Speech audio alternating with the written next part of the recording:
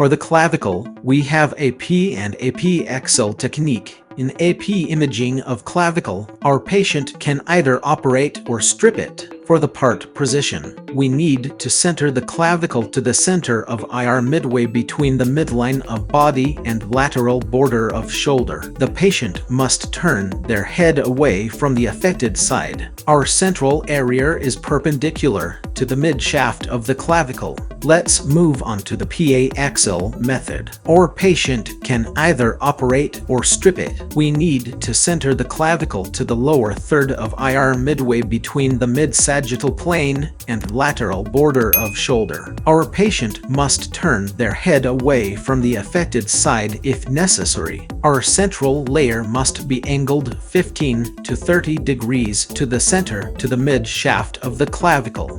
If necessary, to decrease OID and improve the record of detail, we can obtain a PA axial clavicle.